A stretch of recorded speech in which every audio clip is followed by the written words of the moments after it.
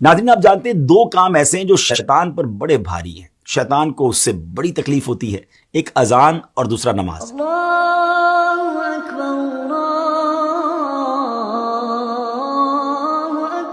جی ہاں، جب اذان ہوتی ہے تو شیطان کئی میل دور بھاگ جاتا ہے اور نماز تو اس کی ناک رگڑوا دیتی ہے، مگر ایسا بدبخت جو نماز اور اذان سے اتنی تکلیف محسوس کرتا ہو، اس نے ایک بار ایک بزرگ ہستی کو نماز کے لیے جگایا۔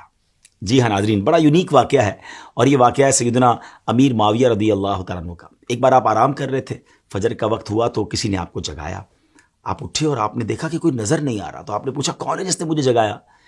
تو آواز آئی کہ میں شیطان ہوں۔ تو آپ نے کہا اے بدبخت، تیرا کام تو نماز قضا کروانا ہے، تیرا کام تو اللہ رسول کے کاموں سے دور کرنا ہے، تو نے مجھے نماز کے لیے کیسے جگایا؟ اب شیطان نے بہانے بنانا شروع کیے کہ میں تو پہلے سے ہی نیک تھا، میں تو پہلے سے ہی نیکی کے کام کرتا ہوں، میں تو نماز کے لیے جگانا پسند کرتا ہوں، مگر آپ جانتے تھے کہ یہ شیطان مکار ہے اور یہ اس کا کوئی خاص وار ہے۔ اللہ والے تو شیطان کے واروں کو پہچان لیتے ہیں۔ تو آپ نے فرمایا کہ مجھے سچ بتاؤ کہ تم نے مجھے کیوں جگایا؟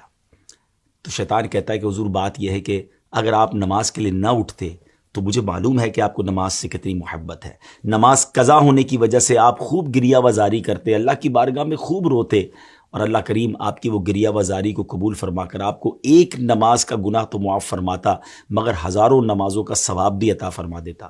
تو میں نہیں چاہتا کہ آپ کو ہزاروں نمازوں کا ثواب ملے، اس لیے میں نے آپ کو جگا دیا، کیونکہ میں مسلمانوں کا خیر خواہ نہیں، اور میں نہیں چاہتا کہ مسلمانوں کو زیادہ نیکیاں مل سکیں۔ پیارے اسلامی بھائیو، بظاہر تو یہ ایک واقعہ ہے، لیکن ہمارے لیے اس میں بڑا درس ہے، کیونکہ شیطان پہلے تو ہمیں نیکیاں کرنے نہیں دیتا، اچھا پھر ہم نیکیاں کرنے لگ جائیں تو وہ نیکیوں میں کمی کروانے کی کوشش کرتا ہے۔ آپ نے دیکھا ہوگا شروع میں بہت سارے لوگ جو نماز شروع کرتے ہیں تو سنت غیر موقدہ بھی پڑھتے ہیں، فرض بھی پڑھتے ہیں، نوافل بھی پڑھتے ہیں، لیکن آہستہ آہستہ پھر نوافل کم ہو جاتے ہیں، پھر ہم نے دیکھا کچھ لوگوں کی سنتیں کم ہو جاتی ہیں، اور ایک وقت آتا ہے کہ پھر نماز بھی چلی جاتی ہے۔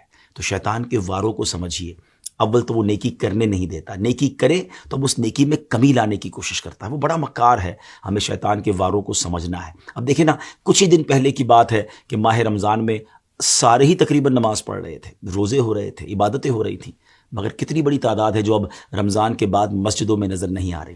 ایسا لگتا ہے نا کہ شیطان اپنے واروں میں کامیاب ہو گیا۔ اسٹرانگ بنیے، ہم رمضان میں بھی اللہ کے بندے ہیں، ہم رمضان کے بعد بھی رب کے بندے ہیں۔ نماز صرف رمضان میں تو فرض نہیں ہے نا۔ کتنی عجیب بات ہے کہ ایک چاند دیکھ کر ہم مسجد کو آباد کر دیتے ہیں، اور ایک چاند دیکھ کر ہم مسجد کو ویران کر دیتے ہیں۔